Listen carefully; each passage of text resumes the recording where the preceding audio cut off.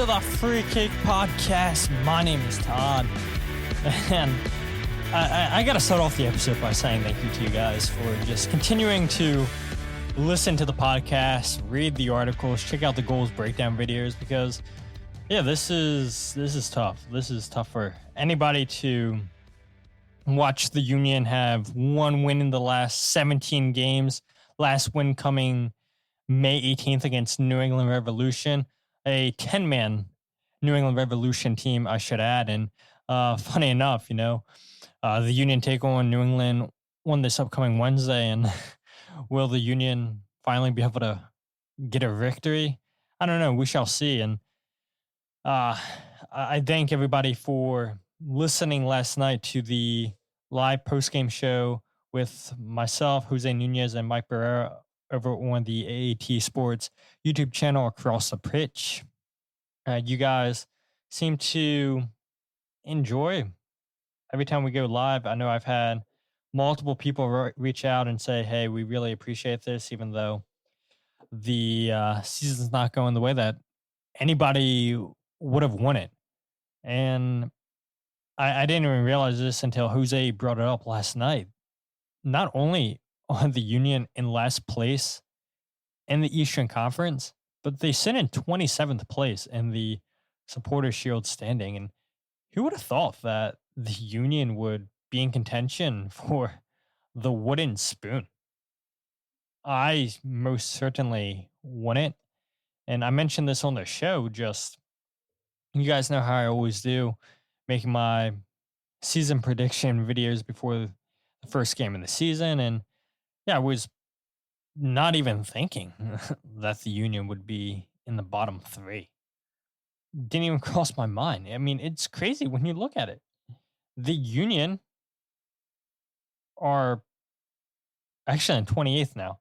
It's been it's been a minute, because I guess when we were recording that show, Western Conference games were being played. So, wow, 28th. San Jose have 14 points. The Union have 21. So, Union's still a ways off of being in last place, but nonetheless, 28 out of 29 teams. Even the worst Union teams years ago weren't even this bad. And that's the crazy thing to me is I know this team sits in 15th place. And honest to God, I'm not making excuses. I'm not trying to make excuses for this team. But you can't sit here and tell me a team that's been together primarily since 2021 is this bad.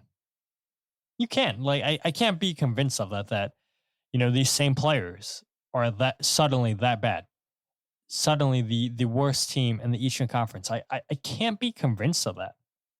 And yes, I know the record says that they are the worst team in the Eastern Conference. Second to the last worst team in MLS. But these players are too talented to be that low.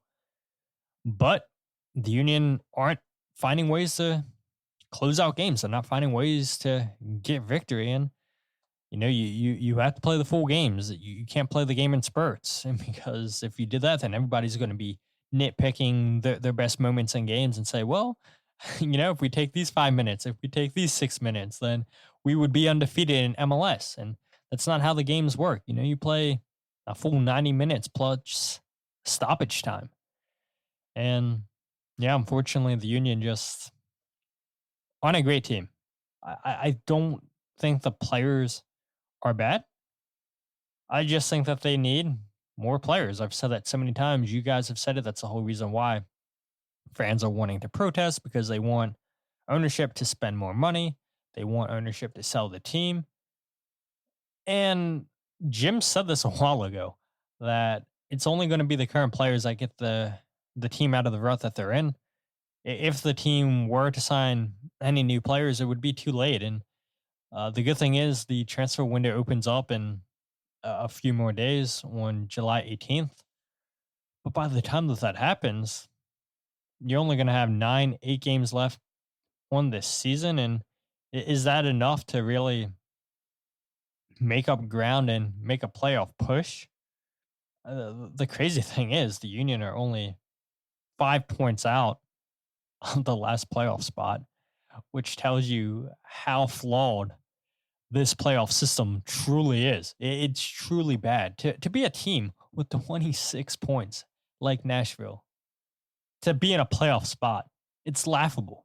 Now, yes, it's the play-in game, but it's what makes the playoff changes that MLS made last year such a joke. Where it's what 63% of the league gets in, 61%. I forget the number, but more than half of the league gets into the playoffs. I mean, I've said this before, right?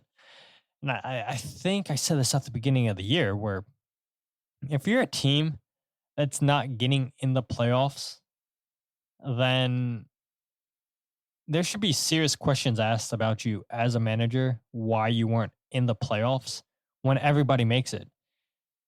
I know for a fact I said that, but I don't think Jim Curtin should be fired. I don't think Jim Curtin's to blame. And yes, there were some people on the live show last night saying, yeah, Jim Curtin's to blame. And you're always going to have people like that. I'm sure there's still people that listen to this podcast that don't think Jim Curtin's a good coach. I don't think Jim Curtin's an amazing coach. I don't think that he's a worth what not say, but I do think he's a good coach, and he showed that he can work with young players. He can work with limited resources. But at the same time, the league continues to grow. The league continues to get better. And when you have the same team pretty much since 2021, you're going to be left behind. And we don't need to talk about the lack of investment by Jay Sugarman. We don't need to talk about how Ernst Tanner hasn't hit on his transfers. We've done so much of that talking, I feel like, the last couple months. And at the end of the day, people are going to start tuning out this show. They're going to start tuning out other shows. They're not going to read the content if you keep repeating yourself. And I do realize that with the Union only having one win in the last 17 games, there's not much to talk about. What can I say? And so that's why I started the show saying thank you. Thank you to all of you guys for continuing to listen to the podcast, come to the live shows, watching the goals breakdown videos, reading my articles, because it's tough. This is a tough moment. Like I wouldn't blame people if they suddenly said, yeah, I'm going to turn off everything Union because they sit in the last place in the Eastern Conference. But you guys are diehards. You guys are sickos. You guys show up every single week. And for that, I appreciate you guys so much. But we have news to talk about. Only one news segment. I debated whether or not we should bring up that topic, but everybody else talked about it, so we'll talk about it. We'll go ahead and give my thoughts from this game. Play 2 sound bites. Give you guys a Cavan Sullivan update. We'll go ahead and talk about 3 stars, even though, you know, how many players really had a great game for the Union. We'll get to that in a bit. And then we'll go ahead and talk about blunder of the week. But without further ado, let's get straight into the news.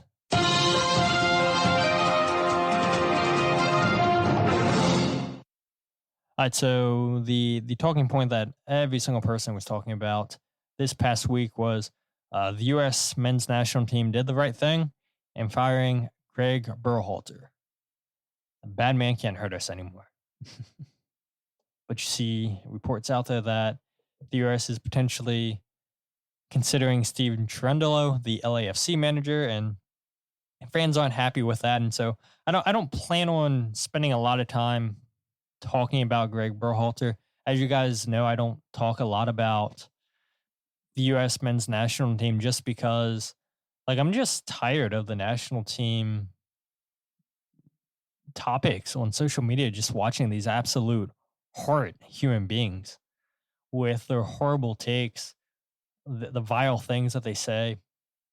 It's just such a cancerous environment on Twitter, and I try my best to mute all those people, but there's so many of them, and they always find their way on my feed. And I don't know, it's hard to get excited for the national team when you have these people that are so opinionated that anybody else with a different opinion than them, that they make you feel it. And I feel bad for the likes of like a Tom Bogert or a Jonathan Tannenwald or anybody that's covering the national team pretty much on a full-time basis. having to deal with these horrible, horrible human beings and um, all the different conspiracy theories and all these quote unquote insiders. Oh, I'm best friends with this player. I'm best friends with that player. And I don't know, just that kind of environment really turns me off from the whole national team. But I think this was the right decision by the federation to fire Greg. He's been with the US since 2018.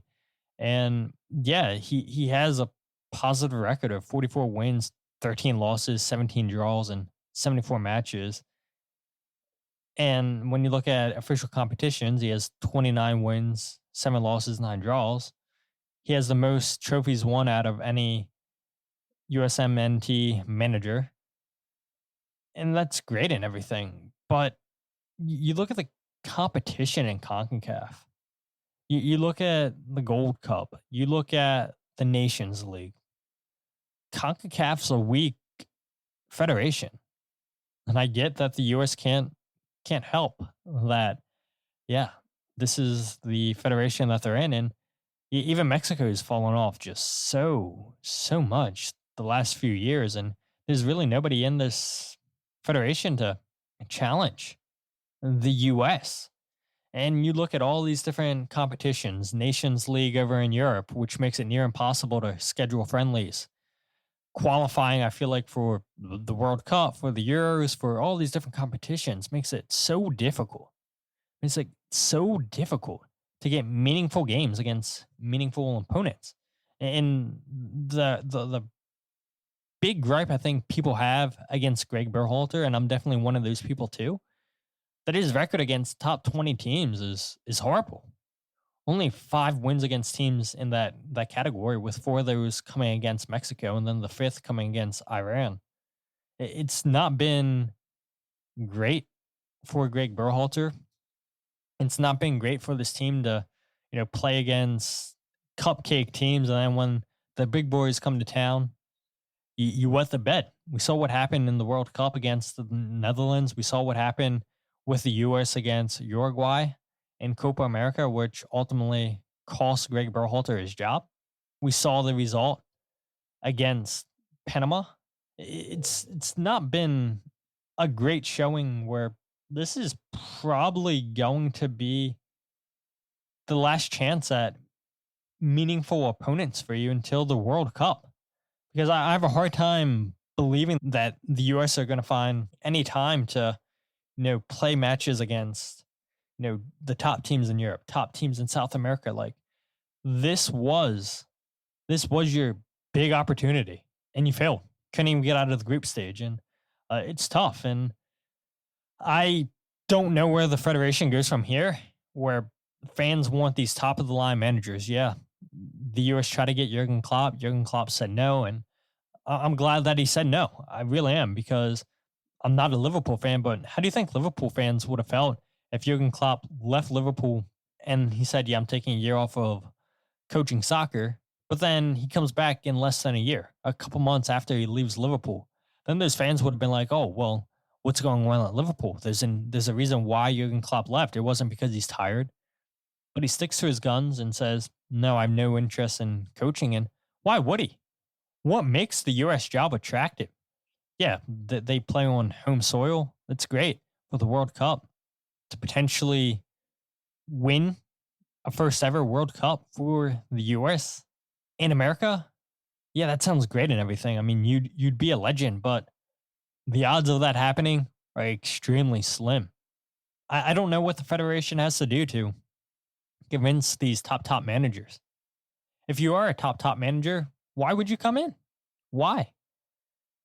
And I think we're at a point too where the US can't even attract like the middle tier managers. And so if you can't attract those guys, what makes you think that you can attract the best of the best? And so I think this fan base is in for a rude awakening when they find out that they really can't get the managers that they're all hoping for. Maybe I'm wrong, but I just don't see it. I don't see why this job would be attractive to anybody. But the US fired Gregg Berhalter. He's long outstayed his time as the manager, and I'm sure If he wanted to, I'm sure there would be plenty of MLS clubs lining up, wanting to hire him. A lot of vacancies, as we know. But Gregg's time with the U.S. is officially done. Let's go ahead and talk about the Toronto versus Philadelphia Union match. And where to start? Do we start with the positives? I mean, you guys probably don't want to hear that. But let's go in order with my notes that I have. So the first thing that I wanted to make everybody aware of is the Union are now tied with Sporting Kansas City for the second most losses despite scoring first with 4. So the Union, when they score first, they still can't find ways to win. It's horrible. That tells you you're a bad team right there. Overall, yeah. Not good. I think there's individual players that are good players, but for whatever reason, this team just can't find ways to win games. They can't find ways to close out games, and don't worry. It's been a while since I've given you guys nothing but stats, and I'm sorry for people who don't like that. A lot of stats to be given on this episode. I know Kyle Almany, he's just his ears are perking out right now. Just so excited to hear all these stats. We talked on the phone for a little bit before I recorded this podcast, just because I wanted to make sure I have everything corrected. I don't want to sound stupid. And sounds like I'm good to go. Sounds like everything makes sense. And definitely always want to double check my work before I bring it to your guys' attention. But I'm fairly confident in all these stats that I have to give you guys. But yeah, I mean, when you lose, despite scoring first, you're not going to go far. What makes any fan just be positive? Give them any confidence that, yeah, this team can go on a run. Sure, it sounds easy to say, but odds are they really going to go on a run? I don't see it. I really don't see it. Just looking at it now, I mean, the Union's record, they have more losses than wins when they score first. It's really, really bad. Only 4 wins on the season, 3 on the road, 1 at home. And yeah, the small glimmer of hope that we had that this team was a decent team on the road, yeah, things are falling apart on the road as well. And no matter where the Union go, they can't win games. They can't win games.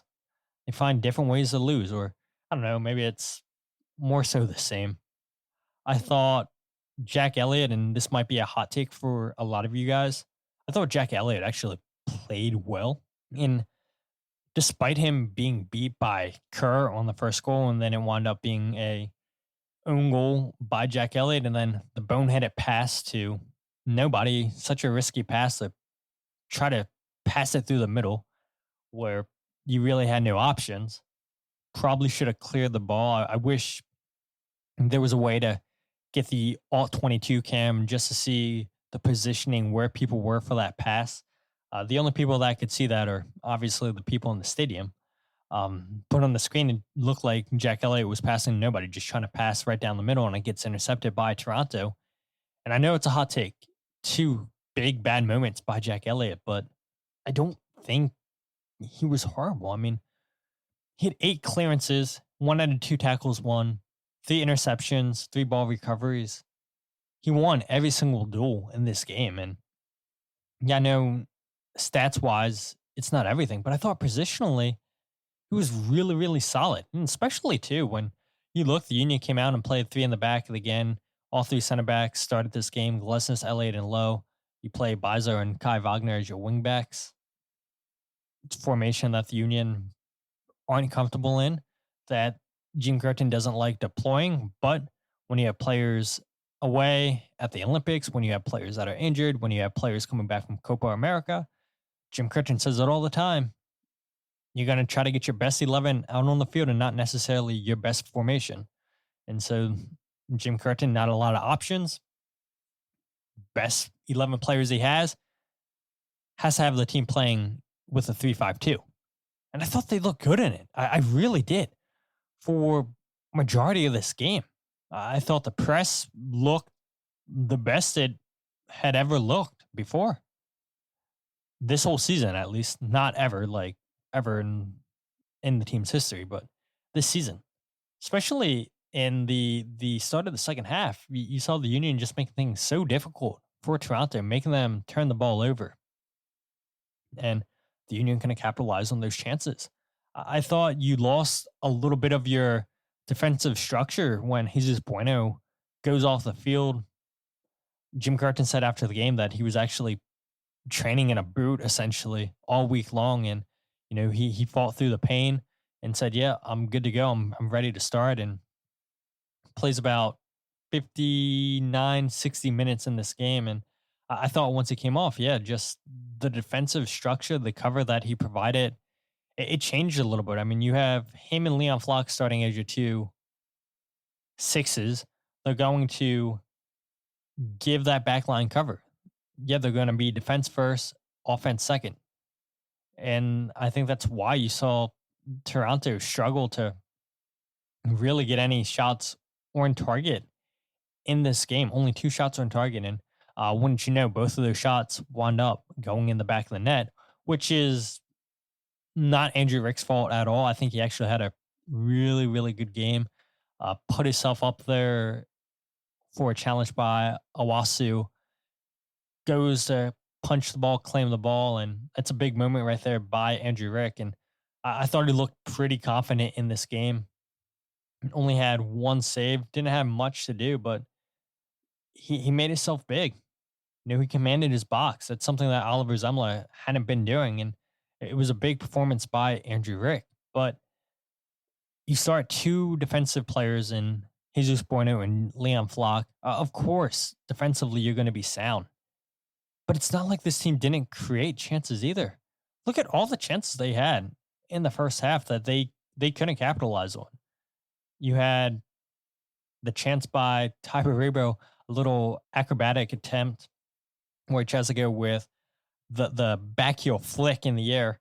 And yeah, obviously that doesn't wind up in the back of the net, doesn't wind up on target, but it was a nice attempt. You look at the huge chance that Jesus Bueno had after the Union turned over Toronto. It's a good cross in by Olivier Bizo. Jesus Bueno goes unmarked and you can't put that one on target. It's a huge wasted opportunity there. And then there's a turnover by Toronto in their own half. A minute later, Mikal Ua puts a shot straight at Sean Johnson. He's got to put that one in the back of the net. And that's one of those moments where that's why fans get upset with Mikal Ua, say he's not a good player. He's not a good finisher. When he's 1v1 against the goalkeeper and he can't put that one past Sean Johnson. It's one that should have been in the back of the net. Ty Baribo does score with a header. 3 goals now on the season for him. Fantastic header by Ty. Great set piece sent in by Kai Wagner, which is a league leading now 13 set piece goals for the Union. And it seems like nobody else is going to get close to them. It seems like every game, every other game, we get a set piece goal by the Union. And that should be a talking point. Like, honestly, how deadly the Union are on set pieces. But because they can't win, nobody cares. Nobody cares about that. And you shouldn't. But just feels like a wasted season on set pieces where they're really good. Really, really good. And I don't think we've ever seen the Union be this good off of set pieces. And yeah, they might not score all the time off the set pieces, but the movements that they have off the set pieces have been excellent, have been really, really good. They've created a lot of chances. And to have 13 goals, it's really impressive. Really, really impressive. And you just feel like every game, the Union are going to get one. They're going to have one really good opportunity off a set piece. They might not score it all the time, but you know it's going to be on target. You know there's going to be an opportunity for them. And they capitalize on a big one in the first half. After Jesus Bueno and Mikal Ua missed 2 chances. The Union honestly should have been up in this game at the half, I'll say by at least 2 goals. They should have been up by 2 goals. And you had that feeling that it's going to come back and haunt them. They couldn't finish off those chances. And the second half starts, and there really wasn't any great chances by the Union in the second half at all. And it's been the story all season long, really, of the Union, where They have a good first half. The second half, they come out completely flat. They come out and all the chances that they were creating, now they can't create anymore in the second half. And that's been the season so far for the Union. I know that really wasn't the case against Chicago in the 4-3 loss, but more times than not this season, it's like after the first half, the team looks completely different in the second. So yeah, missed chances in the first half. Todd scoring his third goal of the season, 13 set piece goals in MLS for the Union, league leading. It's great. Yeah, you lose defensive structure with Jesus Bueno. I don't think Alejandro Bedoya is a terrible player at all, but he's not the same player. We all realize that. He's definitely lost a step. He's not going to provide you the defensive cover that you got with Jesus Bueno. And one thing that I'm done with seeing, and last night I tried to defend Jim Curtin's tactics, his formation, but I can't defend this any longer. Playing Quinn Sullivan up top as a striker, he's completely useless. He's not a striker at all. Play him as an 8. And I get it, right? You don't want to change the formation because you have your best 11 out there or your quote unquote best 11 players out there. But he's wasted. Quinn Sullivan is completely wasted up top. He loses the ball way too much. His shots, yeah, he's trying to put shots on target from distance, but they're not going on target. The combination play that he tries to get involved with Daniel Gazog and Ty Baribo or Chris Donovan, it's just not there. It's not there. He's completely wasted. And I'd much rather see Quinn Sullivan play as an 8, change the formation up, and I get it. This is where the fans have an issue with Jim Curtin. But he feels more confident playing that 3 in the back than he would, I guess, playing with Quinn Sullivan in the diamond. And he's pretty much non-existent every time you play him up top. I don't know what it's going to take to have that experiment be over, but it needs to be. Honest to God, it needs to be. And I'm sure we'll continue to see Quinn Sullivan up top more times this season, but we really shouldn't. He offers you nothing. And it's unfortunate. It's unfortunate. I think he's a good player, but he's not a striker. And I think he'd be the first to tell you that as well. That, he's just going to do whatever Jim Curtin and this team needs, but it's not his preferred formation. And when you play him up there, it's like you're playing down a man. Even though you have all 11 players out on the field, he offers you nothing in the press up top. He offers you nothing in the build-up play up top. And it's unfortunate. It's unfortunate that he's being wasted. And it's the reason why he's not going to the Olympics. Waited way too long to play him in his preferred formation. And I know that injuries and whatnot, you're doing what you think's best for the team. But yeah, I don't see Quinn Sullivan playing as a striker as best for the team. But one thing that I do want to talk about, and I'll play the first of the 2 clips, is the Union struggles to build on 1-goal leads. I think I've talked about this before on a podcast.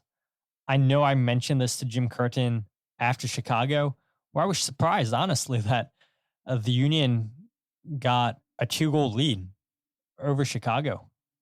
Well, you look, there's only been 4 games out of 23 games this year for the Union that they've gone up by multiple goals. Portland, Minnesota, New England, and that Chicago Fire game right there. It's not happened often, but when it has, the Union typically win games. The lone exception is blowing a 2-goal lead to Chicago Fire and winding up losing 4-3. But usually when this team scores multiple goals, they win games. And for whatever reason, it's been a struggle. And I wanted to ask Jim Curtin that last night, but didn't have an opportunity to ask him a question because I am curious. It's like we've seen in the past this team have no issues whatsoever scoring multiple goals. And maybe this is a opportunity on Tuesday. I can ask Jim Curtin if I'm able to go to the press conference. But it's too many times this season. Only 4 games, 4 out of 23 games that we've seen the Union go up by multiple goals. For whatever reason, they've struggled. They've struggled massively. And you look at the games that the Union have scored, but not gone up and built on that lead. It's been Austin, it's been Nashville, it's been Real Salt Lake, it's been Orlando, Montreal twice, and now Toronto. A 1-4-2 record when they don't go up by multiple goals. It's not good. It's not good. So, in those games, the Union minus the Nashville game and the first Montreal game, the Union scored first. But you know what? They found a way back against Nashville to get a win. They found a way to take the lead against Montreal in the first game at home. But they couldn't finish off the game. A 1-4-2 record. Not good enough. The two lone draws being against Montreal at home and Austin away. Everything else was a loss or the one win against Nashville. And that was a bad team when the Union faced them. And you thought maybe, okay, Union found a way to grind out a result on the road, come from behind. And this is what type of team the Union are going to be. A team that doesn't matter if they concede first or not. You know, they're finding a way to fight back. And unfortunately, it's not been enough this season. But this is what Jim Curtin had to say about the mentality of the group, where they score first and then they just find different ways to continue to concede and wind up losing games. We're playing with a 1-0 lead on the road. Of course, we can talk about the chances we had in the first half. The best defense sometimes is to get that second and third goal, but we didn't do that. So once it gets to the 75th minute, you know, can we be strong enough to bend but not break? And if you look at the first goal, again, I think we have 5 guys in the box to their 2 or 3 really that can make a play on the ball, and we don't do a good enough job. And the second one, you're right. It's Jack Elliott, who's one of our best passers of the ball on our team, you know, makes an uncharacteristic, 50-yard ball on the ground right down the middle that's straight, which we don't ever want to play because those can get turned over. So in that instance, maybe play a longer ball that we have a chance to fight for the first and win the second. We don't do that. And then I think what happens is Jack maybe compounds it by just not, dropping, keeping his shape as a center back. He wants to make amends for it, which I understand. And he leaves the line and they just slip a kid through and he scores at the near post. So again, it hurts because after every one of these games, Matt, you look at it and you go, were we outplayed and dominated for all 90 minutes? It never really feels that way. But like I said, we can't make a play right now to get us over the hump to get a win.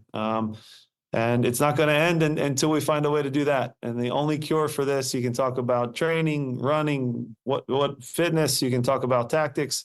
It really comes down to us just finding a way to grind out a win, ugly, pretty, however it is, and then it's behind us.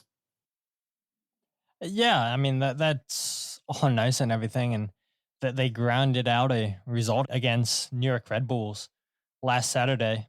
Should have lost that game, but it's a 0-0 draw, and it's a small positive, and you're like, okay, can the Union go on a run?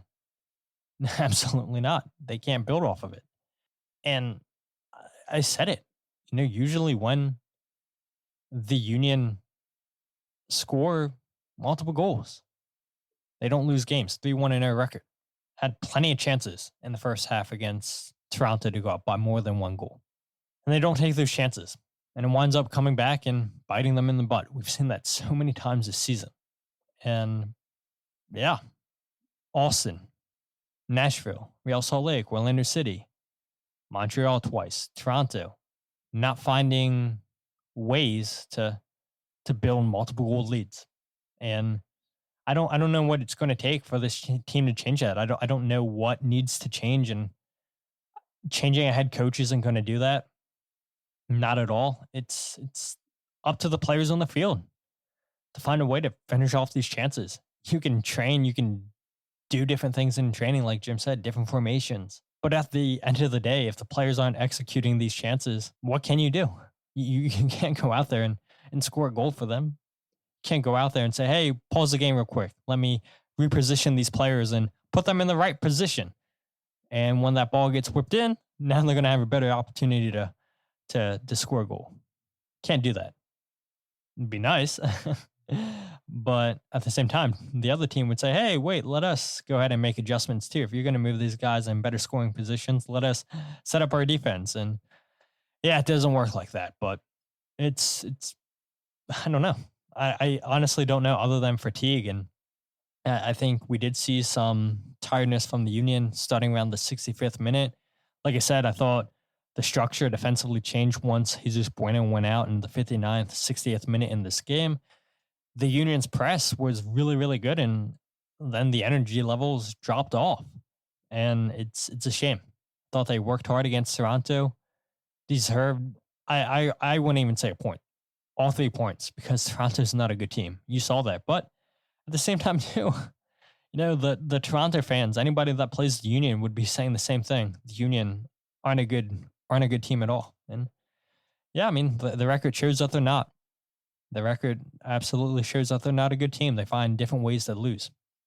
I told you guys that there's a lot of stats I want to get to, and I'm going to try my best not to confuse the heck out of you guys. Bear with me. It's going to be a lot. I'm going to do my best not to confuse you. If you have questions, just skip this part then. I'd say ask me, but I'm going to try my best to explain what I want to get across to you guys. And I'm going to put this in an article too, so maybe it's better if you guys see it visually than you do hearing it. But the Union have been horrible at dropping points this season. And from my calculations, the Union have dropped 21 points this season. And I definitely did not have enough time to calculate every single team's drop points in MLS. But 21 points, it's got to be up there with most points dropped in the league. I'd probably say San Jose's up there with more, as they are in the last place right now in MLS. I wouldn't be surprised if you see a team like New England or a team like St. Louis with a high drop total. But the Union, 21 points dropped this season. So they were winning at 1 point versus Austin 1-0. And then they go behind, losing 2-1. So that's 3 points drop. They were drawing versus Real Salt Lake 1-1. Then they lose 2-1. So it's a point drop there. Winning versus Orlando City 1-0. They lose 2-3. 3 points dropped. Winning versus Montreal 2-1. They draw 2-2. 2 points dropped. Winning versus Miami 1-0. You lose 2-1. Another 3 points dropped. Winning 2-1 versus Montreal the second time, you lose 4-2. Now you drop 3 points. Winning 3-1 versus Chicago, you lose 4-3. 3 points dropped. Winning 1-0 versus Toronto, you lose 2-1. 3 points dropped. So all in all, 21 points dropped. Just look at the standings. If the Union don't drop 21 points, you put them at 41 points. That puts them just behind Columbus in 4th place, ahead of New York Red Bulls. Now, I know with all those drop points and everything, the table changes a lot because the Union are chasing everybody. But you don't drop those points. 41 points sounds really respectable. Yes, you're still going to be chasing into Miami. You're going to be chasing Cincinnati, who's in 1st place with 48 points. But 41 points sounds a lot better than 21. You dropped half the points you have right now. This team, it's so funny. They find different ways to lose. Whether they're winning, whether they're drawing, they find ways to drop points. And 21 points is inexcusable. And if you want to break that down even more, in the last 15 minutes of games, it's probably been the most horrible time for Union fans. They dropped 7 points, which is the 4th most in MLS. They've conceded 11 goals in the final 15 minutes. They dropped points to Real Salt Lake, into Miami, Montreal, Chicago, Toronto, all in the last 15 minutes. It's horrible. Every time you wish the referee would blow his whistle at the 75th minute. All right, well, those 7 points would be spared. I know that puts you at 28 points, which isn't great. And there's been multiple different areas where the Union have struggled, but it's really been the last 15 minutes in games this season. And again, I'll go back to believing it's a fatigue issue. This team's just being ran into the ground. If there was players that Jim Curtin felt confident that could get the job done, he'd bring them off the bench, but he clearly doesn't feel like he has those players. Look at the bench last night. Macania can't get a minute. CJ Olney, David Vasquez, 2 guys that play primarily with the second team. Jeremy Raffanello, it's been so hard for him to get minutes this season. Marcus Anderson, ever since his era against Cincinnati, that dude's never getting back into the lineup. He's been sent to the shadow realm. So it's been tough. It's really been tough where Jim makes a couple changes and those changes really aren't making a difference. And then not the changes that you need to close out games, but you try and you wind up dropping 7 points in the final 15 minutes, conceding 11 goals in the 15 minutes, and it's not been good enough.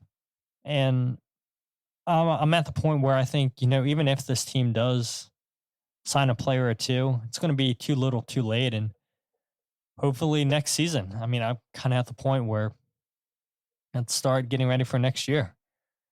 I was already having this conversation with people. This is probably going to be our longest offseason we've ever experienced. So better find different ways to do content where, you have a month off and now the season's starting again. It's probably not going to be the case for the Union this year.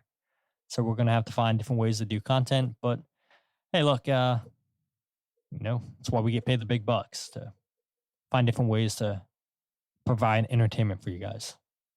8 out of 10 losses this season have been by 1 goal this year for the Union. 4 of those games, the Union have actually had the lead. Orlando, Montreal, Chicago, and Toronto. Again, it goes back to my point. It doesn't matter if the Union score first. They have 4 losses. More losses than they do wins when they score first. This team just can't find ways to hold on to leads. They can't find ways to build on 1-goal leads. And when you can't do that, you are going to struggle massively. And time to start packing those bags, I think, honestly. I'm not giving up on this team. I'm not telling you guys should give up on this team.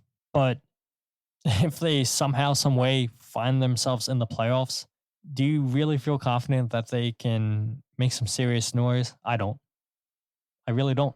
And I have a hard time believing that they're going to get into the playoffs this season at this point in the season with 11 games left.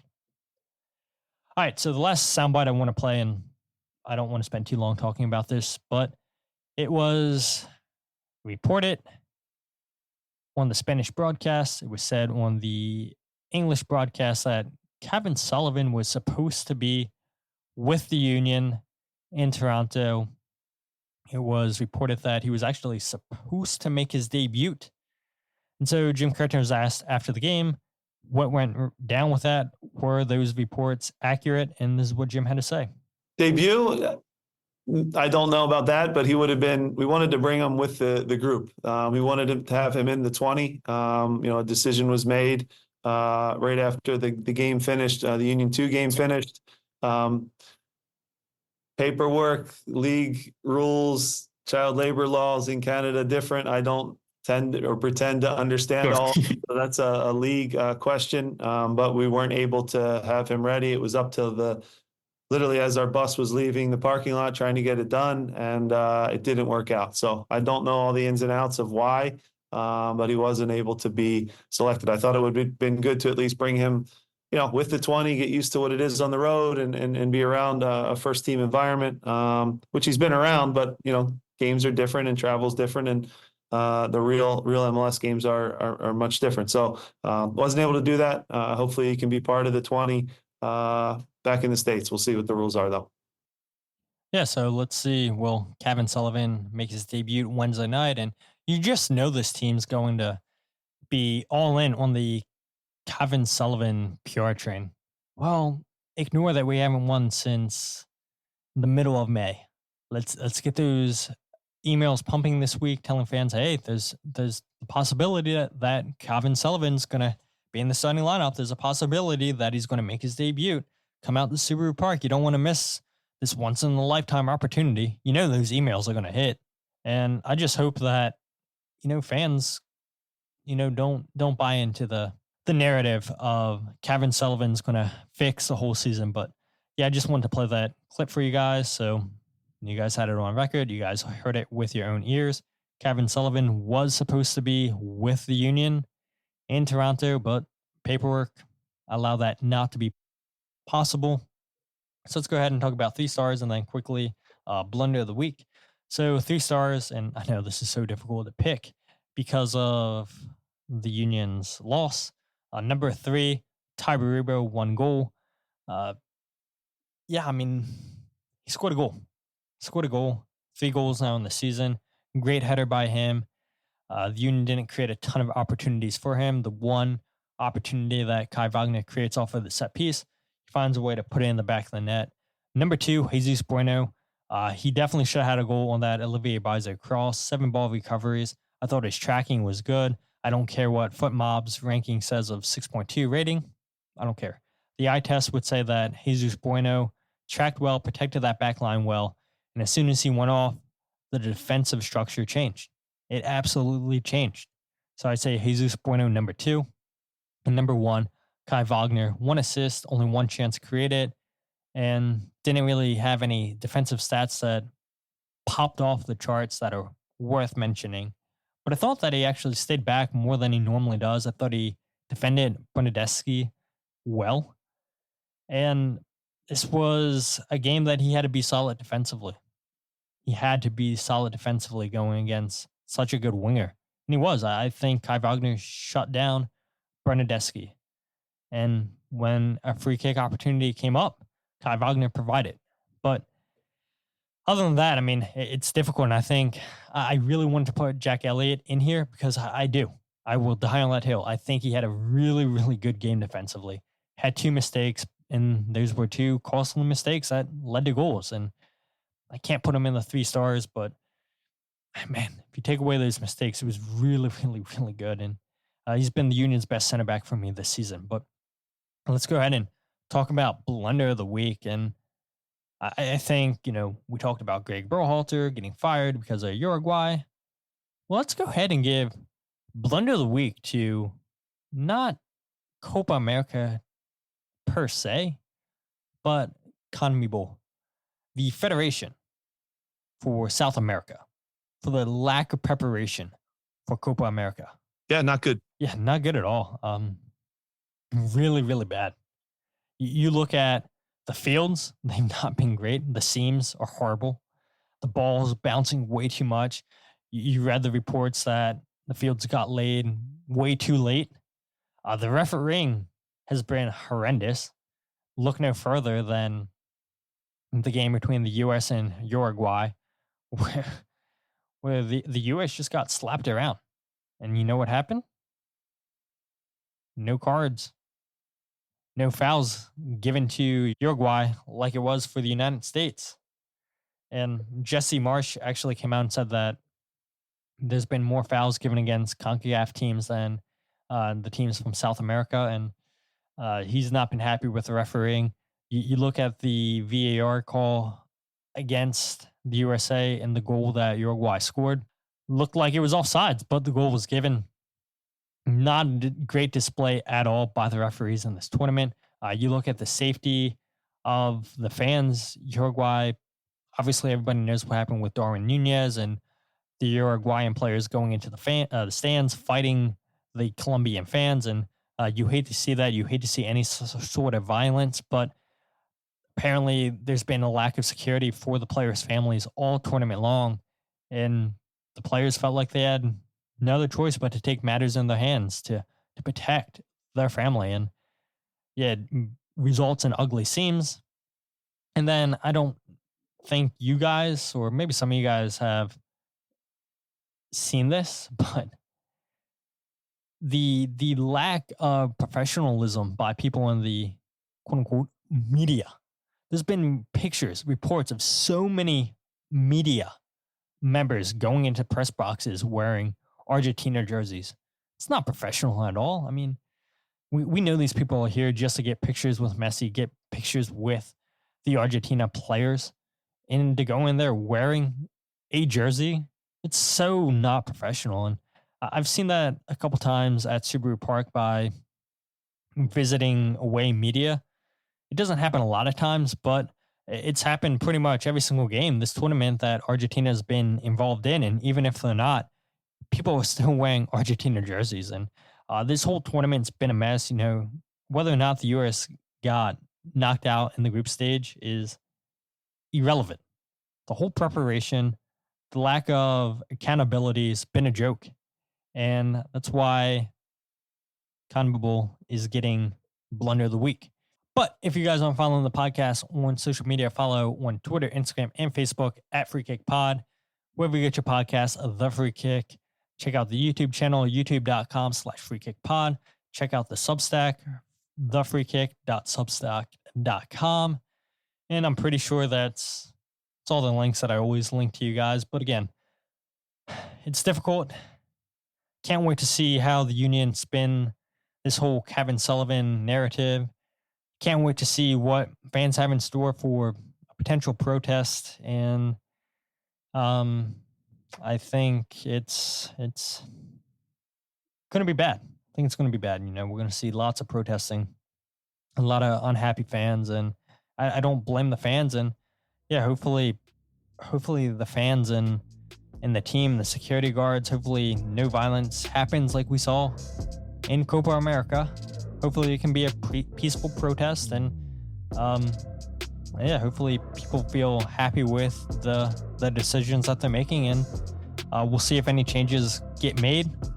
But with that said, my name is Todd, and this is the Free Kick Podcast.